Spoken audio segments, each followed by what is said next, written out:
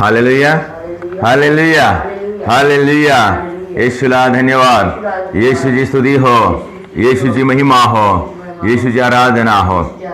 प्रियजन हो, देव दयाळू आहे. आम्ही लोक अध्याय 6:36 मध्ये वाचतो, जसा तुमचा स्वर्गीय पिता दयाळू आहे तसे तुम्ही दयाळू बना. प्रियजन हो, आम्ही दयाळू बनणे फार गरजेचं आहे. आम्हाला दया आली पाहिजे. देवाला आमची दया आली, देवाला आमची दया आली म्हणून त्यांनी आमच्यावर फार मोठी दया केलेली आहे. येशूला आमच्यासाठी पाठवले, त्यांनी आमच्यावर दया केली. आमच्या पापापासून सोडवण्यासाठी त्यांनी येशूला आपल्या पुत्राला पाठवले. आम्ही योहान शुभवर्तमान अध्याय 3:16 मध्ये वाचतो, देवाने जगावर एवढी प्रीती केली, म्हणजे दया केली, की त्याने आपला एकुलता एक पुत्र आमच्यासाठी दिला, अर्पण केला, अशासाठी की जो कोणी त्याच्यावर विश्वास ठेवतो त्याचे सर्वनाश होऊ नये, आम्ही नरकात जाऊ नये, आम्ही नष्ट होऊ नये, तर आम्हाला अनंत काळचं जीवन मिळावं, सार्वकालिक जीवन मिळावं. प्रियजनो, आम्हाला देव सर्वकालिक जीवन देऊ इच्छितो, कारण आम्ही पापात पडलो. आदाम आणि एवेने पाप केलं आणि आम्ही सर्व मानवजात पापामध्ये पडलो. म्हणून याच्याविषयी देवाला खूप दुःख आहे आणि त्या देवाला खूप दुःख झालं आणि त्या दुःखामुळे देवाला आमची दया आली आणि देव दयाळू आहे. प्रियजन हो, देव आमच्यावर दया करतो आणि आम्ही जेव्हा एक दुसऱ्यावर दया करतो तेव्हा आमच्यावर सुद्धा देवाची दया होते. आणि आम्ही शुभवर्तमानामध्ये वाचतो, आम्ही जे दयाळू ते धन्य, कारण त्यांच्यावर दया होईल. प्रियजनो, आम्ही दयाळू बनलं पाहिजे, आम्ही एक दुसऱ्यावर दया केलं पाहिजे, कारण परमेश्वराने आमच्यावर दया केलेली आहे. परमेश्वर दयाळू आहे आणि तो नित्य आमच्यावर दया करतो. त्याच्या दयेने आम्ही जीवन जगतो. प्रियजनो, त्याच्या दयेने आम्हाला सर्व काही मिळते. जे काही आम्हाला लाभलेलं आहे, आमच्या जीवनामध्ये जे काही मिळालेलं आहे ते सर्व परमेश्वराच्या दयेने मिळालेलं आहे आणि परमेश्वराच्या दयेने आम्ही जिवंत आहोत. परमेश्वराच्या दयेने आम्ही तंदुरुस्त आहोत आणि परमेश्वर वेळोवेळी आमच्यावर दया करत असतो, आमच्या गरजा तो भागवत असतो. म्हणून परमेश्वर दयाळू आहे. प्रियजन हो, म्हणून आपण सुद्धा दया करावं, एक दुसऱ्यावर दया करावं. आणि दया करणे हे एक चांगला गुण आहे, एक मायाळू गुण आहे, एक प्रेमाळू गुण आहे, एक दुसऱ्याला मदत करण्याचा गुण आहे. म्हणून प्रियजन हो, आपण एक दुसऱ्यावर दया करावं. आम्ही लूक अध्याय 7:13 मध्ये वाचतो. लूक अध्याय 7:13, त्याच्यामध्ये आम्हाला एक दृश्य दिसते. प्रियजन हो, एक विधवा होती आणि त्या विधवेचा एकमात्र मुलगा. विधवा म्हटल्यानंतर आम्हाला कळते, विधवा म्हणजे तिला नवरा नाही, तिचा नवरा मरण पावला किंवा तिच्याजवळ तिचा नवरा नाही, ती आहे विधवा. आणि विधवा म्हटल्यानंतर तिचा नवरा नाही म्हणून ती बेसहारा झाली आणि फक्त एक मुलगा होता, एकमात्र मुलगा होता. तो एकमात्र मुलगा सुद्धा मरण पावला, एक मुलगा सुद्धा मरण पावला. आणि मग तो सुद्धा एक तिच्या जीवनातला एक आधार तो निघून गेला. हालेलुया. तो आधार तिच्या जीवनातून निघून गेला आणि ते मरण पावल्यामुळं तिला अति दुःख झालं आणि ती दुःखाने ते अशी अंग टाकून रडत होती, ती कल्लोळ करून रडत होती. तिला खूप दुःख झालं आणि तिचं जे दुःख येशूने पाहावं नाही झालं, येशूने तिचं दुःख पाहणं नाही झालं आणि येशूला तिच्यावर दया आली आणि तिने तिच्यावर दया येऊन येशूने त्या मरण पावलेल्या मुलाला येशूने त्या तिरडीला हात लावून त्याने जिवंत केले आणि त्या विधवेला वापस दिलं. प्रियजन हो, येशू दयावान आहे, येशू दया करतो. आम्हाला माहित आहे, येशूने 5,000 लोकांना जेव्हा भोजन दिले, ते उपाशी होते. येशूचे प्रवचन ऐकण्यासाठी ते 3 दिवस लगातार येशूच्या समोर बसलेले होते. येशूला त्यांची दया आली आणि तिथं काही नसताना सुद्धा 5 भाकरी आणि 2 माशाने 5,000 लोकांना येशूने भोजन दिले. प्रियजन हो, येशूकडे आलेल्या प्रत्येक रोगी, पीडित, दलित, गरीब लोकावर येशूनं दया केली. जे बिमार होते, त्रासात होते, पुष्कळ दिवसापासून ते बरे झालेले नाही, अशा लोकावर येशूनं दया केली. एक कुष्ठरोगी, आम्हाला माहित आहे त्याच्या तोंडावर फोळं, त्याला स्पर्श करण्यालायक नव्हता. तो जर कोणाच्या घरी आला, कोणाच्या जवळ आला तर लोकांना घीण येत होती आणि लोक त्याच्यापासून दूर जात होते, पळून जात होते. आणि अशा परिस्थितीमध्ये तो कुष्ठरोगी येशूकडे आला आणि जेव्हा येशूकडे आला तेव्हा येशूने त्याला स्पर्श केला आणि स्पर्श करून त्याला बरं केलं. प्रियजन हो, येशूला त्याची दया आली. प्रियजन हो, कुष्ठरोग हा महाभयंकर आहे. फक्त शरीरामध्ये इजा आहे तसं नाही, त्याला कुष्ठरोग झालेल्या व्यक्तीला गावापासून दूर ठेवतात, घरापासून दूर ठेवतात, समाजातून दूर ठेवतात. आपले लोक सुद्धा त्याला जवळ करत नाही.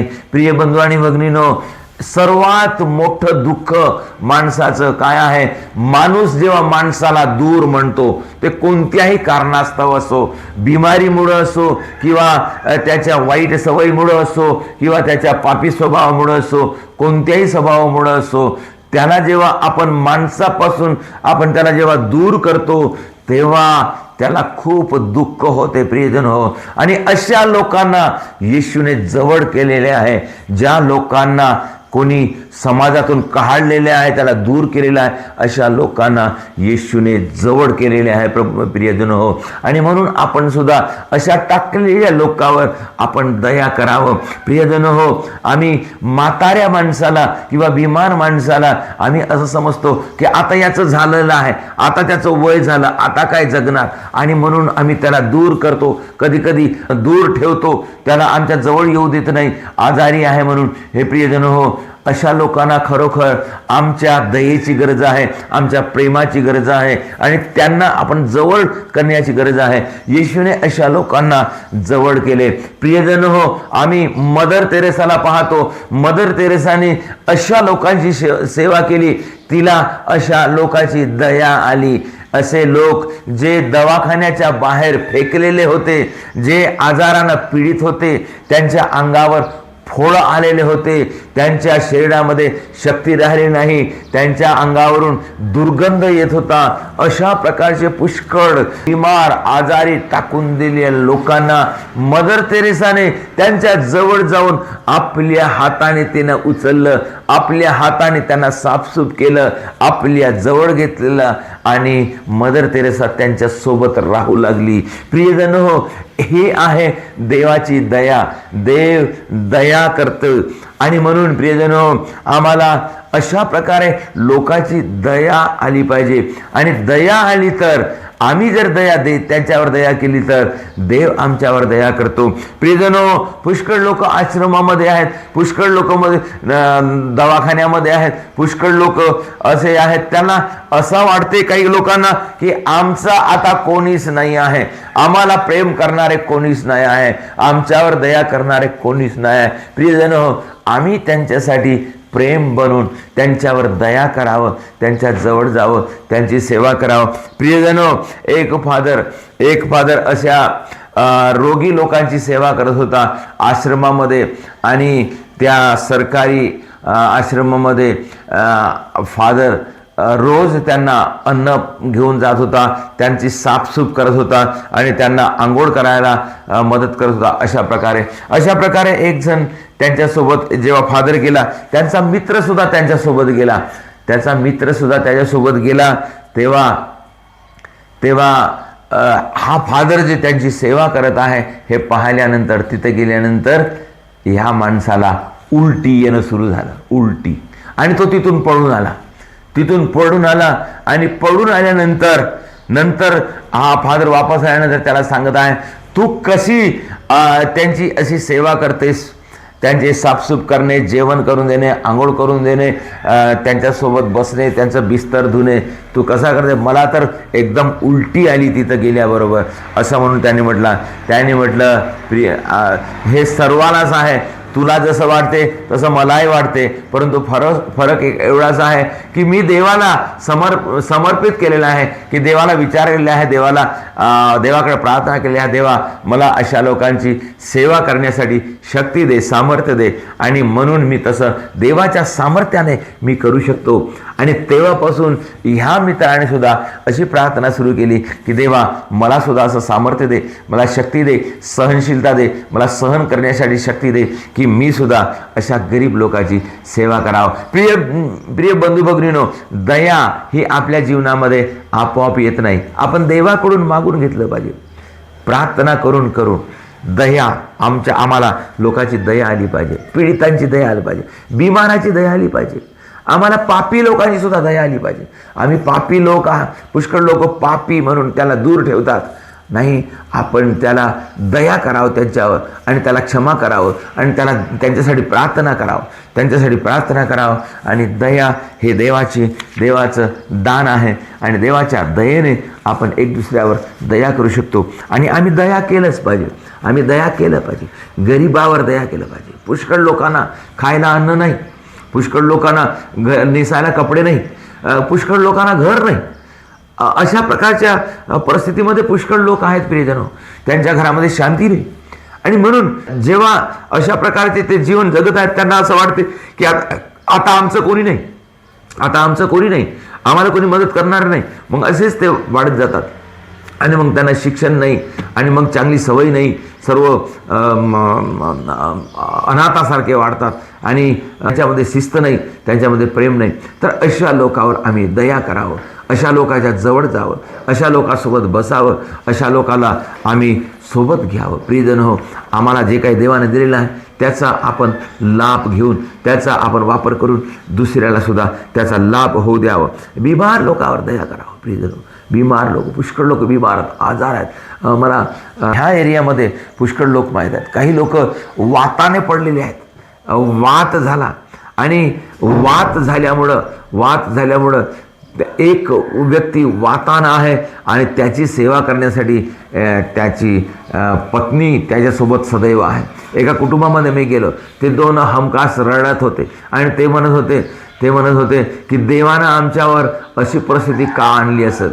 म्हणजे त्यांना मुलंबाळ नाही, फक्त दोघंच आहेत, आणि एक आजारी आहे, म्हणजे लखव्यानं आहे, आणि दुसरी तिला कुठं बाहेर मोकळेपणाने जाता येत नाही, आणि कोणी दुसरे त्याच्याकडे येत नाही, कारण यांना खर्च आहे. आणि समजा कोणी आले तर त्यांना असं वाटते की यांच्यासाठी मला खर्च करावा लागते. तर अशा प्रकारे प्रियजन, आम्हाला बिमारी हे फार भयंकर आहे, आणि काही लोक बिमारीमुळं एकदम तसनस होऊन गेलेलं आहे. आणि अशा लोकांवर आपण दया करावं, आम्ही जवळ जावं. कारण आम्ही जेव्हा त्यांच्याकडे जातो, आम्ही त्यांची सेवा करतो, तेव्हा आम्ही देवाचे कार्य करतो. देव दयाळू आहे, आणि म्हणून आम्ही दयाळू व्हा म्हणून वचन आम्हाला सांगत आहे. आम्ही सुद्धा दयाळू बनावं, आणि त्यांच्यासोबत आम्ही राहावं, आणि त्यांना मदत करावं. चुकलेल्यासाठी सुद्धा आपण त्याच्यावर दया करावं. कोणी चुकून गलतीने झालं असेल, किंवा समजूनही केलं असेल, परंतु ते वाईटामुळे झालं असेल, किंवा त्यांना समजलं नाही, किंवा काही वेळासाठी ते अंधुक झाले, परंतु जेव्हा त्यांना लक्षात आलं का मी चुकलो, आणि त्यांनी क्षमा मागली, तेव्हा आम्ही त्यांच्यावर सुद्धा दया करावं. कारण चुकले म्हणून ते नेहमीपासून नष्ट झाले नाही. देवाने आम्हाला क्षमा दिली. आम्ही पापीच होतो. आम्ही रोमकरास पत्र अध्याय 5:8 मध्ये आम्ही वाचतो, आम्ही पापीच होतो, तरी पण देवाने आम्हाला आमच्यावर दया केली. देवाने आम्हावर दया केली, आणि आपला पुत्र दिला आम्हाला पापापासून वाचवण्यासाठी. आम्ही यशायाचा ग्रंथ अध्याय 53 मध्ये वाचतो, आम्ही 53:5 मध्ये वाचतो, आमच्या पापामुळे तो घायाळ झाला, म्हणजे त्याने आमच्यावर दया केली, देवाने आमच्यावर दया केली. म्हणून प्रियजन हो, आम्ही सुद्धा एक दुसऱ्यावर दया करावं, एक दुसऱ्यावर क्षमा करावं, एकदम मदत करावं, एक दुसऱ्याला समजून घ्यावं. अडचणीत आहे, दुःखात आहे, त्रासात आहे, संकटात आहे, अशा लोकांवर आम्ही दया करावं. चुकले म्हणून आपण त्याला टाकून देऊ नये, आणि एवढं आहे का पुन्हा आपण पापामध्ये जाऊ नये. आपण निर्णय करावा, आपण सहयोग करावं, एक दुसऱ्याला मदत करावं. जे पापामध्ये आहेत त्यांना पापापासून बाहेर काढण्यासाठी आम्ही प्रयत्न करावा। आमच्यामुळे दुसरे पापात जाऊ नये, आमच्यामुळं माझ्या वासनामुळं माझ्या इच्छेमुळं आम्ही दुसऱ्याला पापात टाकू नये। ती पण एक मोठी दया आहे, ती पण एक मोठी दया आहे। दुसऱ्यांना पापामध्ये टाकू नये, दुसऱ्याला पापासाठी प्रलोभन करू नये, दुसऱ्याला पाप करण्यासाठी आपण संधी देऊ नये। ती पण आपण दया केली पाहिजे। आपण दया आम्ही सांगतो लोकांना, काय सांगतो की काही मुलींना सुद्धा आपण चांगल्या प्रकारे कपडे वगैरे लावा, अशासाठी की दुसऱ्यांना प्रलोभन देऊ नका। कारण काय, दुसऱ्यांना जेव्हा प्रलोभन देणे म्हणजे त्यांना पाप करण्यासाठी आम्ही प्रवृत्त करणे, म्हणजे आम्ही खरोखर त्याला पाप करण्यासाठी उदाहरण बनत आहोत। प्रियजनो, आम्ही त्यांच्यावर दया करावं, ते पापात पडू नये म्हणून आम्ही दया करावं। जे पाप करत आहेत त्यांना देवाचे शब्द सांगावं की हे पाप आहे, हे पाप आहे, हे एक दयाच आहे। जे पापामध्ये आहेत, जे पापाच्या मार्गाने चाललेले आहेत, जे पापाच्या मार्गामध्ये स्वतःला नष्ट करत आहेत, त्यांना आपण सांगावं, तोंड सोडून सांगावं की हे पाप आहे, पाप करणे म्हणजे नरक आहे, आणि त्यांच्यावर दया झाली पाहिजे। प्रियजनो, आम्ही फक्त ह्या जीवनामध्ये आम्ही जोपर्यंत वाचतो तोपर्यंत फक्त आमचं शरीर आहे, त्याच्यानंतर आम्ही शरीररूपी नाही, म्हणून आम्ही फक्त ह्या थोड्याशा दिवसासाठी आम्ही पापामध्ये जाऊ नये, तर आपण अनंत जीवनामध्ये आम्ही आनंद घेण्यासाठी आम्ही पापापासून दूर राहावं, आणि दुसऱ्याला सुद्धा पापापासून दूर राहण्यासाठी आम्ही प्रेरणा द्यावं। दुसऱ्यांना पापापासून बाहेर काढण्यासाठी आम्ही साधन बनावं, दुसऱ्यांना आम्ही पापात पाडण्यासाठी साधन नाही बनावं, दुसऱ्याला आपण पापामध्ये टाकण्यासाठी मदत नाही करावं, परंतु आम्ही दुसऱ्यांना पापातून बाहेर काढण्यासाठी, त्यांच्या पापापासून त्यांना मुक्ती देण्यासाठी आम्ही मदत करावं, त्यांच्यावर दया करावं। प्रियजन हो, हे पापापासून मुक्ती मिळण्यासाठी किंवा पापापासून आपण दूर जाण्यासाठी आम्ही मदत केलं पाहिजे, आम्ही सहन केलं पाहिजे, आम्ही त्याच्यावर दया केली पाहिजे। कोणाकोणाला नाही समजत त्यांच्यासाठी प्रार्थना केलं पाहिजे, पापापासून दूर राहण्यासाठी आपण मदत केलं पाहिजे, प्रार्थना केलं पाहिजे, प्रलोभन बनलं नाही पाहिजे, त्यांना सांगून समजवलं पाहिजे, आणि आमच्या जीवनामध्ये देवाचा आशीर्वाद घेतला पाहिजे। प्रियजनो, म्हणून अशा प्रकारे आम्ही एक दुसऱ्यावर दया करून एक दुसऱ्याला मदत करता येते, आणि पापापासून दूर राहण्यासाठी आम्ही एक दुसऱ्याला प्रवृत्त करता येते। प्रिय बंधू आणि भगिनींनो, आपण प्रभूकडे प्रार्थना करूया।